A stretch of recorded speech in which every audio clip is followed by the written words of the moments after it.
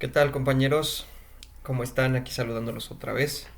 Había estado un poquito ausente por cuestiones personales. Ya sabes que uno siempre lo sorprende la vida y lo deja uno medio indispuesto, pero pues vamos a continuar. Ya saben que siempre me gusta empezar con una pequeña anécdota. Y ahorita pues recordando un poco de estaba revisando los materiales de las clases anteriores y en uno, creo que es en el segundo tema, que digo la palabra adheriendo. Y es que me causa mucha gracia, obviamente pues yo lo digo con un contexto que conozco y que es una anécdota bastante chistosa que me pasó en la preparatoria, que tenía un profesor que era súper eh, como especial con la cuestión de la ortografía y las palabras y demás. Entonces se supone que él decía que se podía poner la palabra adherir y adheriendo, haciendo como que referencia al mismo contexto, pero según él como que estaba bien dicho si tú decías adheriendo o adherir. Yo siempre le dije que pues para mí era adherir y toda la vida había sido adherir. Entonces un día pues ya saben un poquito mi carácter de siempre buscar la discusión y la confrontación, que casi ni me gusta. Las personas que me conocerán de manera personal pues sabrán que sí me gusta un poco ahí echarle un rato a la discusión. Entonces, para no hacer cuarto largo, quedó en que pues en la clase aparentemente pues todos les causó risa lo que dijo el profesor de adheriendo, ¿no? Entonces como yo fui el único que como que le respondió y le siguió el juego, me dijo que pues tenía de tarea investigar y todo y pues mostrarle que él estaba equivocado o que yo estaba en lo correcto. Bueno, que viene siendo prácticamente lo mismo o que yo estaba equivocado, ¿no? Y entonces ya me puse a investigar y no encontré nada referente a lo que él decía, ¿no? Entonces, pero pues ya el, corría la voz de que este profesor pues era medio vengativo el güey. Entonces dije, bueno, ¿para qué me meto en una bronca? Y se me hizo fácil en ese momento, en esos tiempos, pues le estoy hablando de así, no sé, casi 10 años. eh, la Wikipedia no tenía muchas revisiones, entonces se me hizo fácil ahí meter ese contexto de la palabra adheriendo, haciendo referencia que cuando tú dices adherir es como para cualquier contexto de juntar algo o adjuntar algo, como un sinónimo de esa palabra, y adheriendo es cuando tú te referías a algo con cariño. Entonces, pues yo edité, o más bien creé esa parte de ese concepto en la Wikipedia y pues fue lo que le entregué, ¿no? Y pues obviamente no le dije que yo lo había editado ni que lo había hecho. Y yo creo que ese profesor pues hasta la fecha lo sigue defendiendo. Y pues fue bastante chistoso. Afortunadamente revisé hace algunos años y todavía estaba mi post. Y afortunadamente alguien lo quitó, alguien prudente.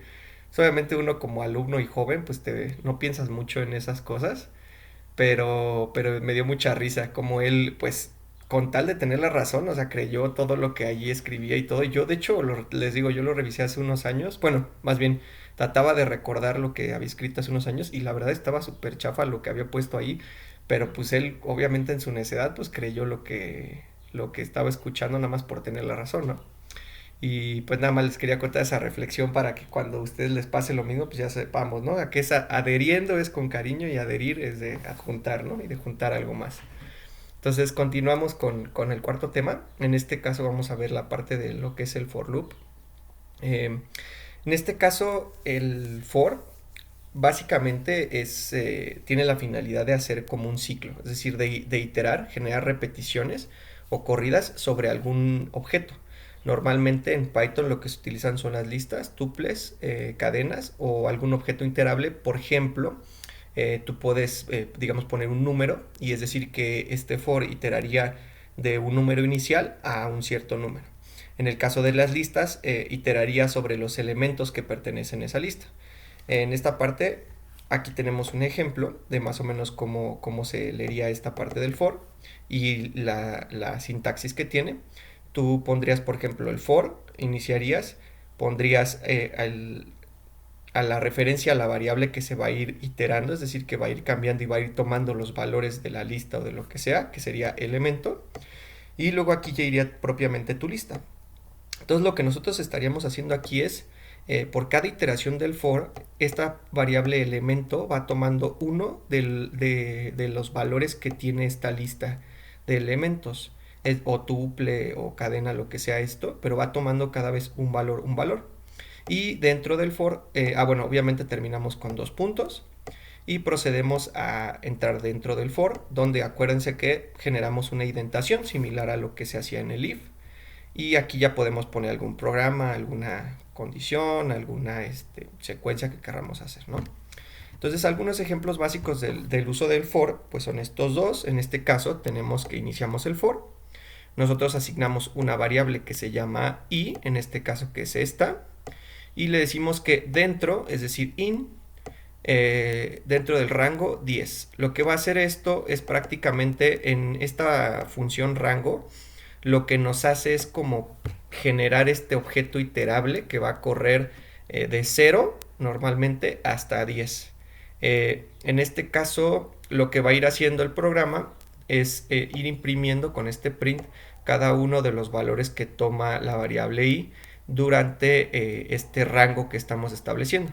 Este rango, pues nosotros podemos meterle otro valor, no necesariamente tiene que ser el valor 10. Otro ejemplo que tenemos aquí es la parte de este for i en elementos. En este caso, lo que estamos haciendo, ahora la variable i va a tomar el valor en cada iteración de alguno de los datos, números, palabras, lo que sea que tenga la lista de elementos, y ahora se van a ir imprimiendo de igual forma como en el caso anterior. Esto pues obviamente surge, ahorita no hemos visto a profundidad realmente qué son las listas y qué son los tuples. Entonces, pues sería propio ahorita definirlos. El caso de las listas, llamadas en Python lists, son conjuntos de elementos que pueden ser de uno o varios tipos, como les comentaba. Puede ser, digamos, una lista de números, una lista de puntos en un plano cartesiano, puede ser una lista de palabras, una lista de letras, de países, de lo que sea. O puede estar intercalado, es decir, que puedes tener números y palabras, o números y nombres, o letras solas y apellidos con países o lo que tú necesites. Estas listas también en otros, digamos, lenguajes de programación o en otros tipos de software se conocen como arreglos o vectores. También va variando la nomenclatura. Normalmente nosotros nos vamos a referir a ellos como vectores o como listas.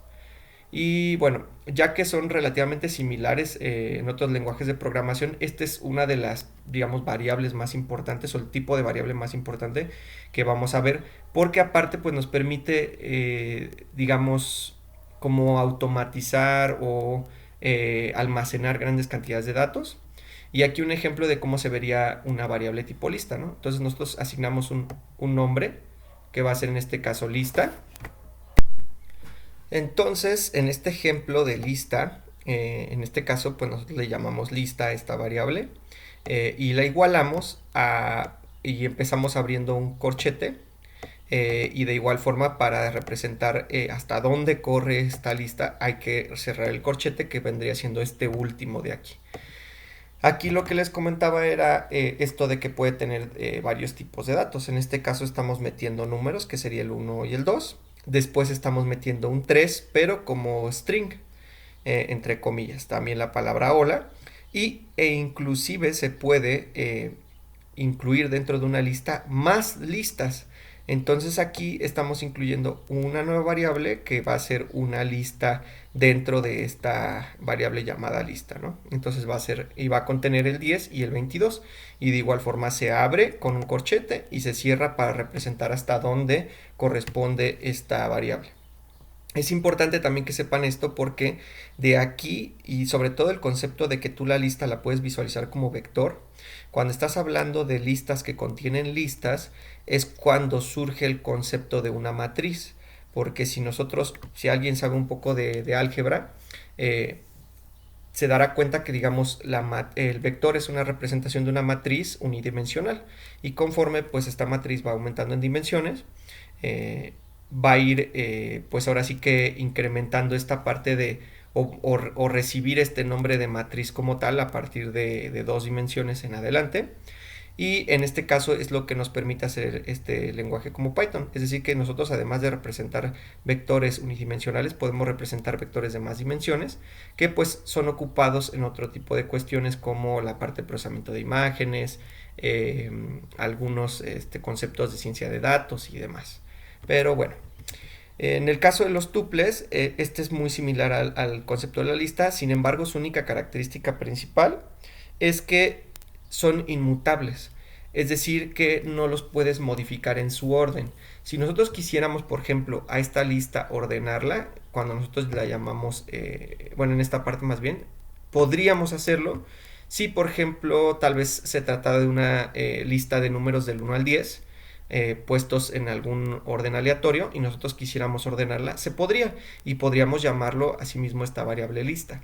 Sin embargo, el tuple, si bien tiene estas propiedades como los tiene la lista, de que puede contener tanto números como strings o palabras, o inclusive tuples dentro de este mismo tuple, estos tuples ya no se pueden modificar. Es decir, que una vez que nosotros los generamos, ese va a ser la forma que va a tener ese tuple hasta que acabe el programa, o que nosotros borremos esa variable o la reutilicemos o lo que sea, pero no vamos a poderlos, digamos, transformar.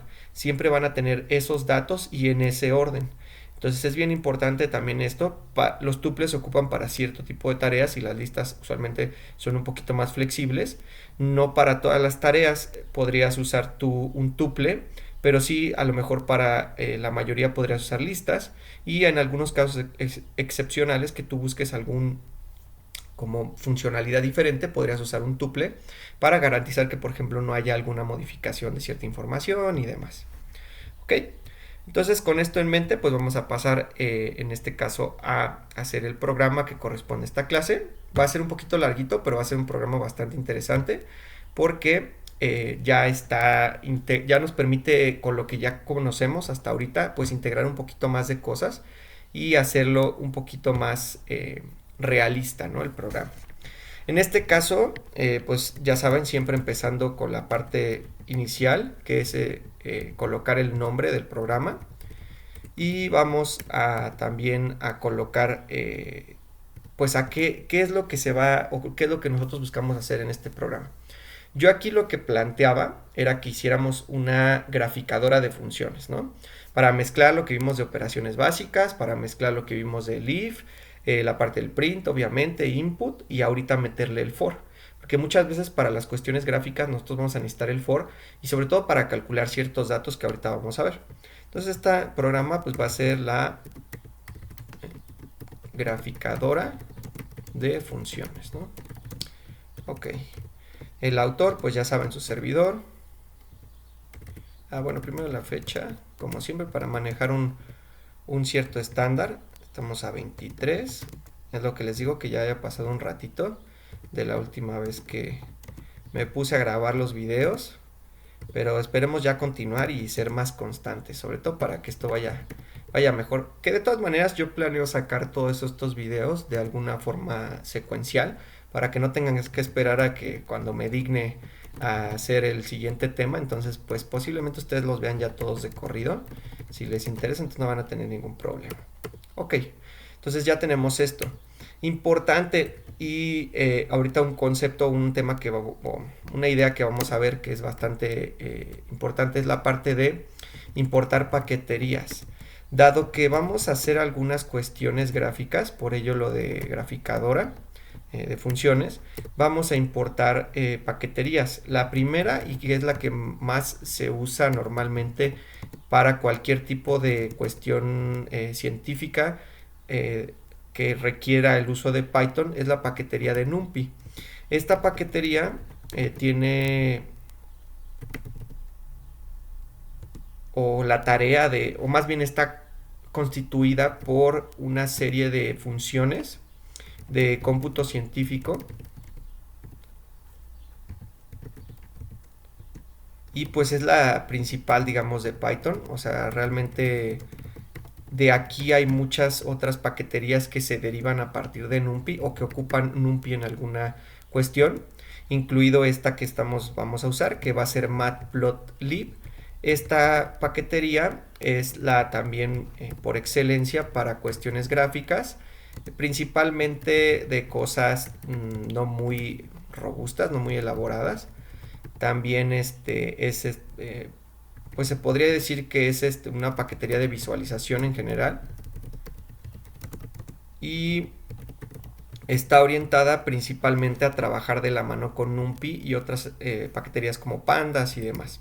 Entonces también está, si les sigue interesando esta parte de la programación, la van a ver mucho en otros tutoriales, en otras cuestiones. Y ahora sí, pues lo primero, ya saben, de ley, pues solicitar datos para la cuestión que vamos a hacer, en este caso datos de graficación. Aquí le vamos a interactuar con el usuario, le vamos a decir, ¿sabes qué, güey? Necesitamos que, le vamos a presentar, digamos, un menú de opciones para que, pues, obviamente, no lo queremos hacer súper completo, sino simplemente es un ejemplo. Entonces, para que no nos vaya a meter cualquier función el usuario y ahí, pues, como que vea que nuestro programa no funciona muy bien, nosotros quedemos mal. Entonces, vamos a darle un menú donde primero vamos a ponerle un mensaje de bienvenido. Vamos a ponerle bienvenido o bienvenida, ¿no? Para que no haya ningún problema. A la graficadora de funciones básicas. Vamos a ponerlo. Ok. El segundo print que vamos a poner, las funciones disponibles, que era lo que les comentaba.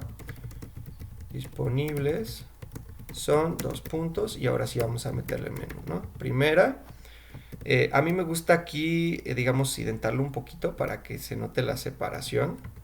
En este caso vamos a identarlo una vez. Vamos a ponerle el guión y le vamos a poner que se pueda graficar una constante, ¿no? En este caso, pues la gráfica va a graficar un valor constante. Y aquí le vamos a ir describiendo al usuario qué es lo que va a ir haciendo cada una de estas posibles funciones que él puede ir agarrando.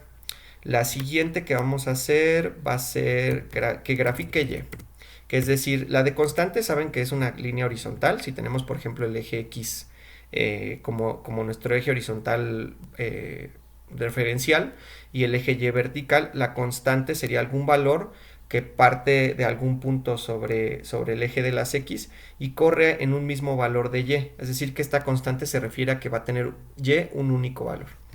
Entonces, esta gráfica, la gráfica de Y, ahora esta es una pendiente de 45 grados, es decir, que se va a ir, X va a ir tomando, Y va a ir tomando el mismo valor que vaya tomando X. Entonces, graficar una pendiente de 45 grados. Bien, entonces, aquí porque, bueno, si hay gente que sabe más de esto, Y es la variable dependiente y X es la variable independiente, ¿no? Básicamente por eso, pero podríamos cambiarle de nombre si así quisiéramos.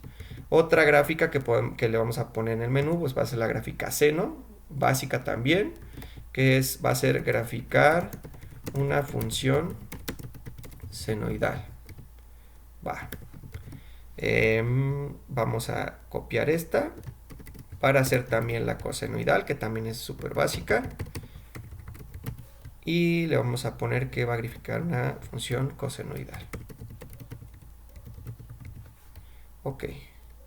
Después, aquí me equivoqué. Después, ¿qué otra podremos poner? Yo creo que tangencial también sería como básica, ¿no? Función tangente. En este caso le pongo sin porque es el nombre como viene de default en Python, tanto en la paquetería de mat, que es la de matemáticas, o NumPy, que también tiene esta parte. Entonces, para no confundirnos y que ustedes le vayan agarrando como esa relación entre la función clásica que es sen, que es la abreviación de seno, nosotros le vamos a llamar sin, ¿ok?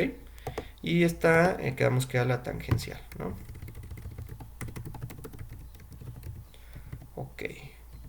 Y pues creo que con estas sería más que suficiente, ¿no? Después, ¿qué sigue? Bueno, pues vamos a nosotros, una vez que le presentamos el menú, pues la persona va a poder elegir y nos va a poner qué función quiere graficar. Entonces vamos a generar una variable que se llama tipo de función, la vamos a relacionar a un input y le vamos a poner que ingrese el tipo de función a graficar. Perfecto. Después vamos a tenerle que pues pedir un rango en el que va a querer que grafiquemos obviamente esta función. Entonces es un rango de valor inicial que va a ser donde vamos a empezar a graficar. En este caso, valor inicial lo vamos a manejar como entero, entonces de una vez le metemos el conversor y después ya propiamente metemos el input. ¿Ok? Acuérdense de abrir y cerrar paréntesis, tanto para la función conversora como para el input. Vamos a poner ingrese el valor inicial de X y le vamos a poner entre paréntesis entero para que no vaya a meter alguna otra cosa que no el usuario.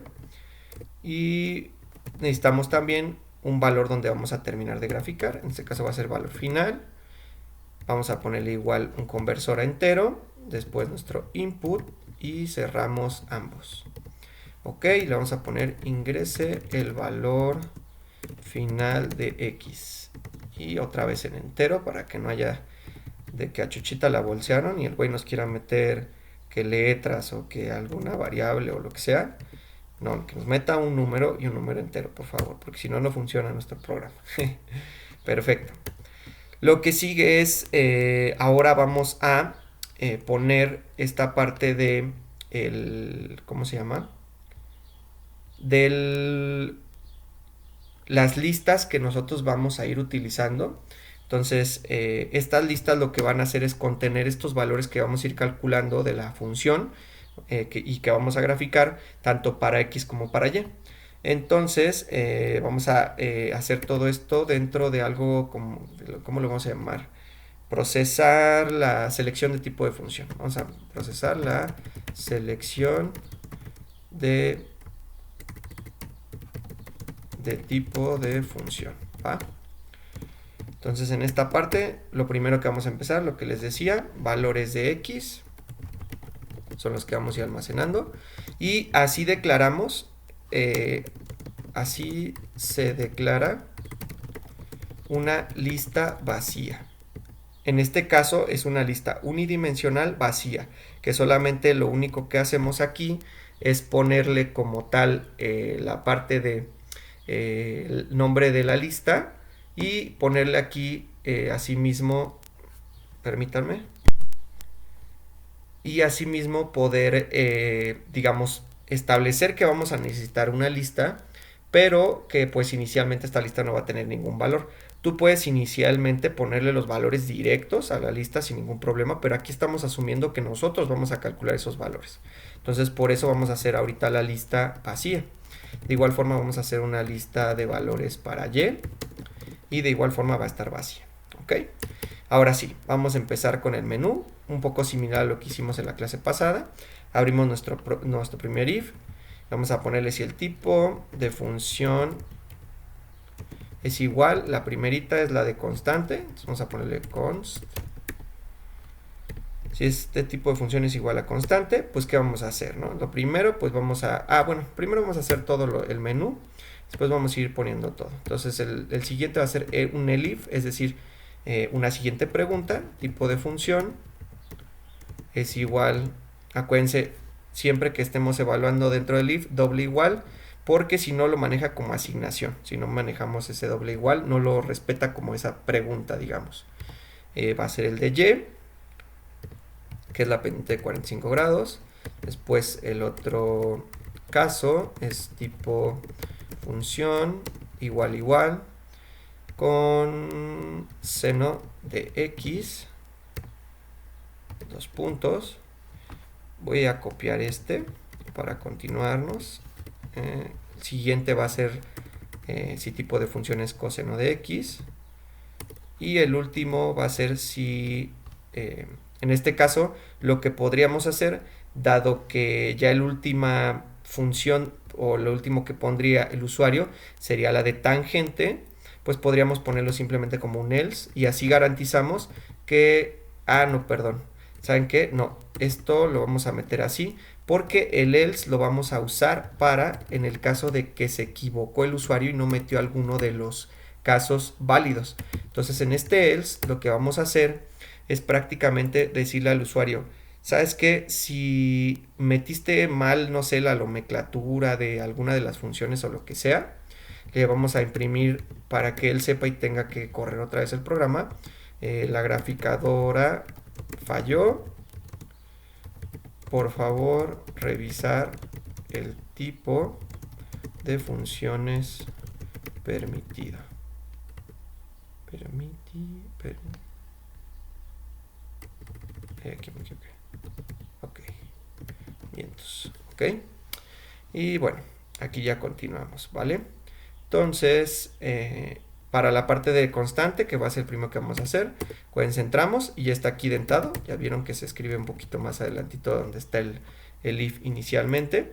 Para esta parte, para la parte de la constante, pues le vamos a poner qué valor, digamos, es el que quiere usar como constante. Vamos a poner valor constante igual a, en este caso, un flotante. Le vamos a respetar que pueda poner otro tipo de número que no sea, discúlpenme, valor constante igual a float y un input donde le vamos a pedir ese mismo valor. Le vamos a decir ingrese el valor de la constante. Perfecto. Y acuérdense, cerramos el primer paréntesis del input y el segundo corresponde al del conversor del float, ¿no? Ok, entonces ahora sí, nuestro primer for sería este for. Vamos a tener una variable que vamos a iterar o que va a ir tomando los valores más bien i. In, la función rango que les explicaba, va a correr de valor inicial, que fue el valor que le pedimos al usuario, y va a terminar en valor final. Importante que sepan que siempre Python inicia normalmente, si no ponemos un valor inicial, de 0, y valor final siempre es, digamos, si queremos que corra de 0 a 9, perdón, si queremos que corra 9 lugares, el rango nos lo va a correr de 0 a 8, pero va a contar el 0 como una posición inicial. Entonces esto para que lo tengan también en cuenta, ¿no? En este caso, pues se realiza un ciclo for para iterar sobre los valores de x. Y aquí ya vamos a ir haciendo todo lo que corresponde a los cálculos. De igual forma, permítame tantito que aquí nos está dejando esta cosa. En este caso, si se dan cuenta, dentro del for hay otros dos puntos, lo que nos indica que estamos entrando en otra indentación. Entonces, de donde está el for, tenemos que ahora indentarnos una vez más para saber que estamos hablando de esa parte del código. Si no, digamos que este for o lo que sea que se vaya a iterar no correspondería y lo haría, digamos, por fuera y lo haría más como parte del if y no como tanto parte del for, ¿ok? Entonces x va a ser igual a i, es decir, que el valor que vamos a ir generando de i a través del valor inicial al valor final va a corresponder a x, y y va a ser siempre igual al valor constante, porque por eso es la gráfica de la constante. Ahora vamos a proceder a valores x punto, y aquí vamos a usar una nueva función que no habíamos visto que se llama append. Append lo que hace es adherir, ahora sí viene a colación la anécdota que les dije, adherir elementos a esta lista. En este caso se van a ir agregando en la manera que nosotros lo vayamos poniendo, es decir, que si agregamos, por ejemplo, en una lista del 0 al 1000, podríamos agregar primero el 800, luego el 900, luego el 7, no importa. Esto, digamos que append lo único que hace es a la cola de la lista ir agregándole valores y no los agrega, digamos, en alguna forma ordenada para que también eso lo tengamos en cuenta. Entonces esto es para agregamos el valor de x a la lista de valores x, ¿ok?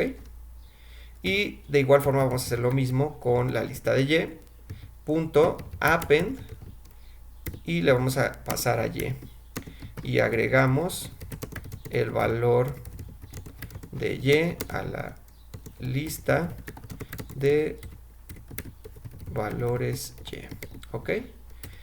Esto es importante. Aquí parecerá pues un poco trivial que como y es un valor constante siempre va a ser el mismo valor, pero como vamos a graficarlo, lo que va a estar viendo la graficadora, en este caso una función de matplotlib, es ir viendo que a este valor de x le corresponde este par del valor de y. Entonces por eso es importante como hacerlo en esta parte de las listas. Si no, pues bien lo podríamos hacer dentro de una variable que no fuera una lista. Entonces ahora continuamos con el elif de la función y. En este caso vamos a hacer esto. Vamos a copiar esta parte que corresponde al for. Para el caso de la función y, ya aquí no necesitamos que el usuario pues, nos indique qué tipo de variable es, porque pues es la función y, o f de x igual a y. Entonces en este caso, vamos a ponerle caso de función constante, y acá le vamos a poner, para identificarlos, caso de función f de x igual a y. ¿Ok?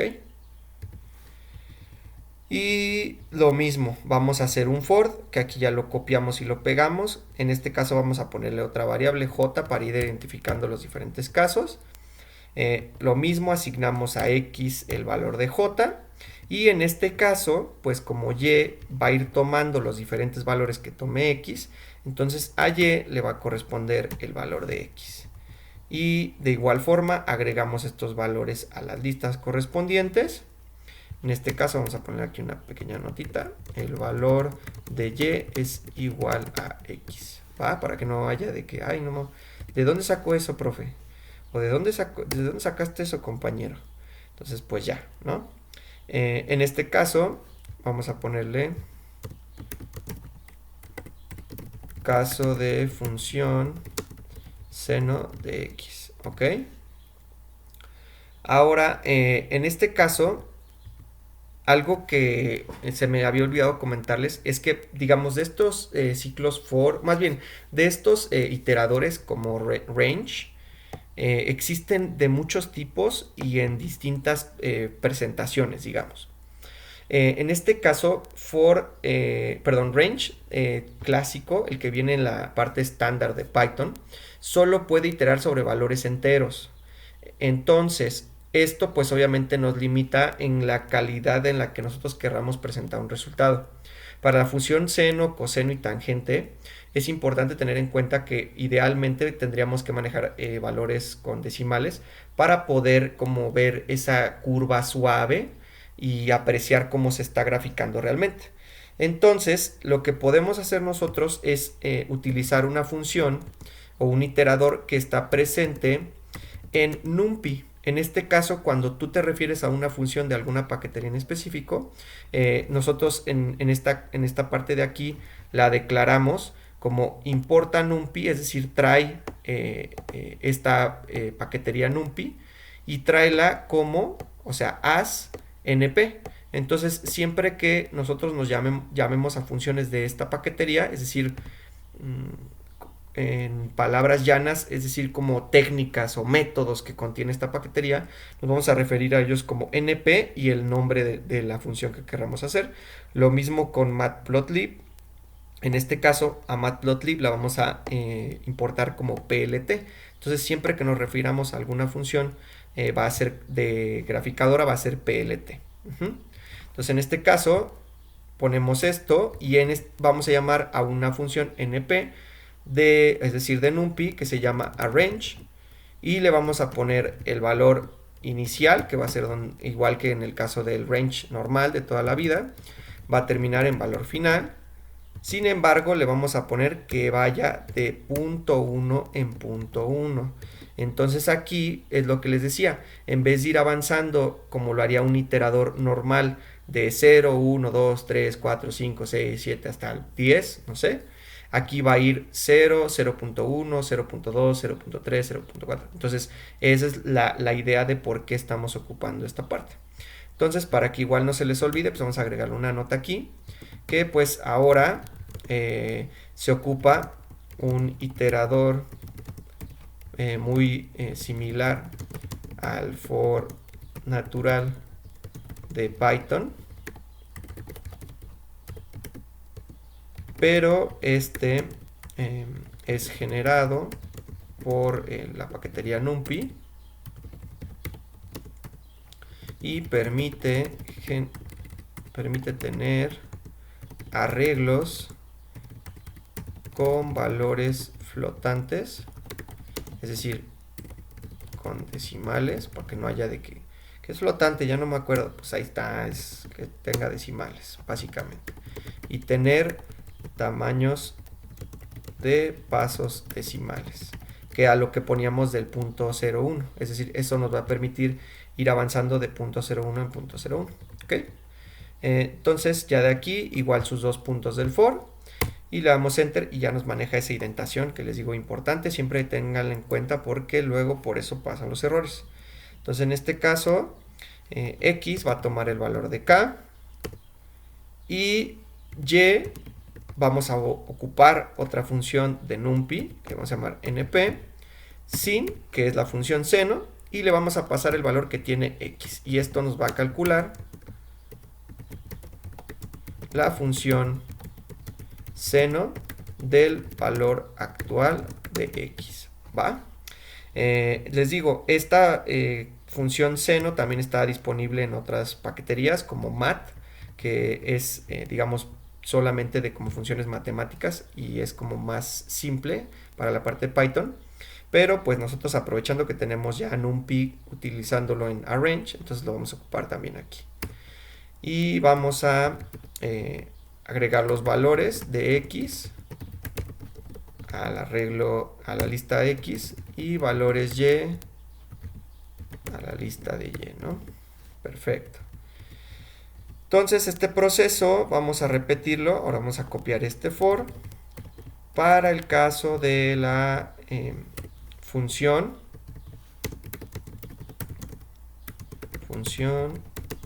coseno x, ¿no? Y es más, si quieren podemos probar de una vez, ya que copiamos y pegamos esta parte, podemos ponerle aquí un punto 2 para ver qué ocurre, ¿no? Es decir, teniendo un tamaño de paso diferente, y vamos a modificar propiamente la función que se está calculando. En este caso es la función coseno, y vamos a agregar asimismo esos valores. Y finalmente la parte de la función tangente, le pegamos correspondiente, va a ser el caso de función tangente x, y vamos a manejar en este caso KLM, ¿no? Para también identificar que son variables diferentes. Normalmente podrías usar la misma, puedes usar i, que usamos desde la constante, y irlo manejando así, pero a mí me gusta en estos casos, sobre todo que creo que es como un poquito más didáctico, ir viendo que se trata de diferentes casos y luego lo puedes identificar por el tipo de variable que es la que se le está iterando o se le están cambiando los valores, ¿no? Entonces, en este caso vamos a cambiar de igual forma, vamos a poner la parte de la función tangente de NumPy y le vamos a poner aquí tangencial, ok. Y creo que de esta parte, déjenme revisar rápidamente, en teoría sería todo. A lo mejor aquí podríamos hacer otra modificación, que sería ponerle aquí un punto 3 para manejar diferentes tamaños de paso. En este caso igual le vamos a agregar una notita aquí desde la primera, con tamaño de paso de 0.1, y aquí le vamos a ir poniendo para que veamos por qué se ponen esos, ¿no? Tamaño de paso aquí 0.2 y aquí tamaño de paso 0.3. Ok, perfecto. Entonces, lo último que nos faltaría sería la parte como tal de la etapa de visualización, ¿no? Entonces aquí vamos a agregar otra etapa que va a ser etapa más visualización de resultados. Hasta ahorita pues todo lo que hemos hecho pues siempre era presentar resultados como tipo print, datos o caracteres, palabras, letras, lo que sea, números, pero ahora vamos a presentarle al usuario una imagen. Entonces, al igual que en el caso del NumPy, vamos a referirnos a la parte de la paquetería de visualización como PLT, le ponemos un punto y vamos a traer la función plot. La función plot lo que va a hacer es tomar valores, en este caso x, y valores y se va a hacer graficar líneas entre estos puntos que le vamos dando. Es decir, va a tomar, por ejemplo, si el usuario nos mete, pues yo quiero graficar una constante, le metió const, ¿no? El valor inicial es 0 y el valor final es 10. Entonces lo que va a hacer matplotlib con esta función de plot es traer esos valores del 0 al 10 de x y el valor constante que elegimos de y, ir tomando esos pares e ir generando líneas. Y estas líneas las va a generar en una imagen, en una gráfica que ahorita les voy a mostrar. Entonces esta la usamos para graficar líneas entre puntos dados. Entonces estas listas de valores de x y valores de y corresponden precisamente a esos puntos. Lo siguiente que podemos poner para también visualización es la parte de scatter. Scatter lo que hace es básicamente poner, en vez de líneas, poner puntos. Y vamos a usar los mismos valores, los valores de x y los valores de y. Y lo único que vamos a hacer diferente es que aquí van a tener un color rojo para poderlos identificar. Entonces, con el color de default de la función plot es azul, como un azul, digamos, cielo, un azul o marino, un poquito más oscuro. Y scatter lo que nos va a ir haciendo es, en vez de trazar esas líneas entre los puntos que le vamos dando, va a poner esos puntos como tal en la imagen. Entonces en esta parte le vamos a poner que usamos para graficar puntos. ¿Ok? Simplemente. Y ya de aquí pues va la parte más como estética de la gráfica. PLT o matplotlib tiene también una función que se llama xlabel, que se refiere a la etiqueta del eje x. En este caso le vamos a poner que corresponde pues, a los valores de x. Y le vamos a poner etiqueta del eje x. ¿Ok? Y también tiene una función que corresponde a la etiqueta del eje y, la cual pues se va a llamar obviamente valores y corresponde a la etiqueta del eje y. Finalmente, bueno, también otra cosa que podemos agregar para cuestión de visualización es una malla. La malla es como si nosotros viéramos, por ejemplo, un cuaderno de toda la vida. La parte cuadriculada sería la malla. Y entonces queremos ver una malla cuadriculada para que podamos apreciar de mejor forma esta gráfica, ¿no? Entonces esto se hace con la parte de grid, que es malla. Y le podemos poner que el estilo de línea, o line style, sea igual a un doble guión, que va a ser como una especie de malla de líneas punteadas, chiquitas.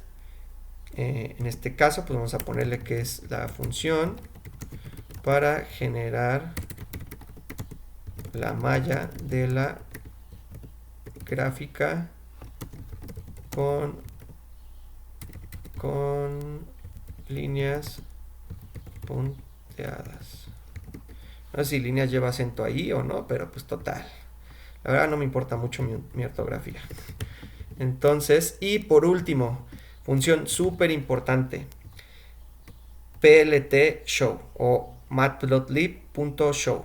Lo que hace esto es que todo lo que estamos haciendo aquí de visualización se está cargando en un archivo. Ahorita como no estamos haciendo subgráficas ni otras cosas, se está cargando todo en un mismo archivo.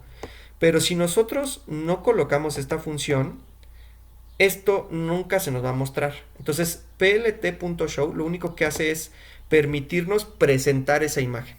Entonces es de las más importantes. A mí cuando dejo de un rato de usar o dejar de programar un rato, se me olvida y grafico o quiero ver algún dato que no me está quedando por algo y no lo puedo ver y no entiendo por qué hasta que veo que me falta el plt.show. Entonces es importante que ese nunca lo olviden.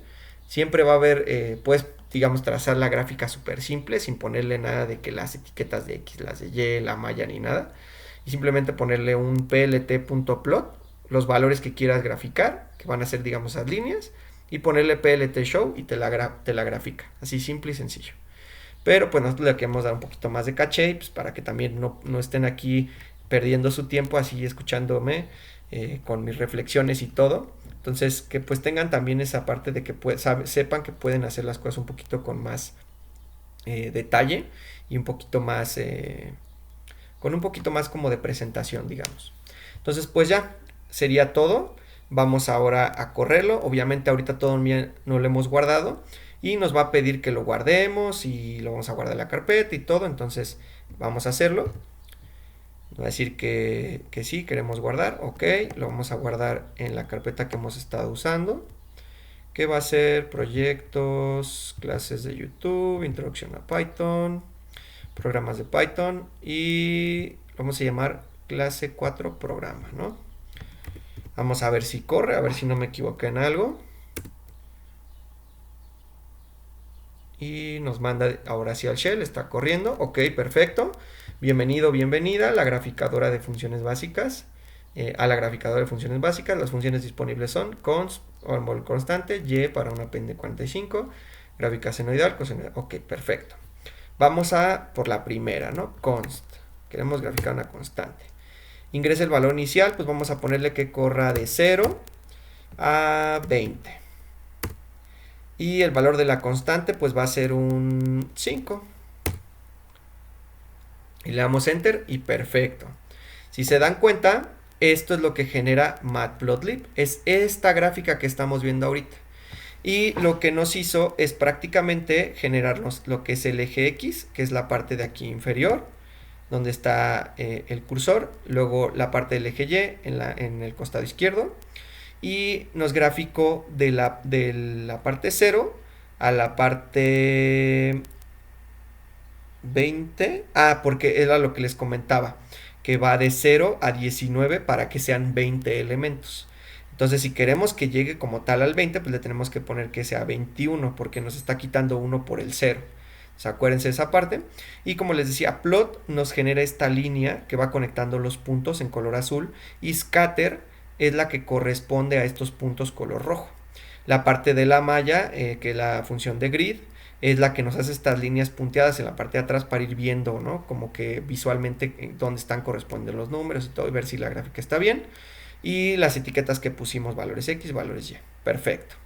Y aquí también tenemos muchas cuestiones dentro de esta parte de Matplotlib. Tú puedes moverte los ejes con esta parte de esta crucecita con flechas que hay aquí. Puedes hacerle un zoom, puedes configurar algunas cuestiones de las subgráficas, es decir, qué tan cerca, qué tan lejos, el tipo de valores que está metiendo y demás.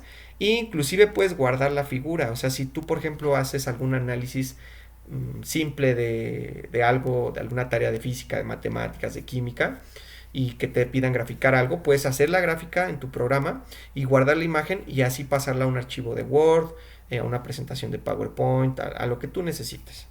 Entonces nosotros ahorita no vamos a necesitar eso, entonces lo vamos a cerrar. Perfecto. Voy a cerrar el shell y voy a volver a correr esto. Como no le hemos editado nada, no me va a pedir que lo guardemos. Ahora vamos a darle que la función y, vamos a decirle que empiece en 3 y que termine en 100. ¿Ok? Perfecto. Y ahora se dan cuenta, está empezando igual forma en la parte 3. Si ustedes van poniendo el cursor a lo largo de esta gráfica, lo que van a ir viendo es que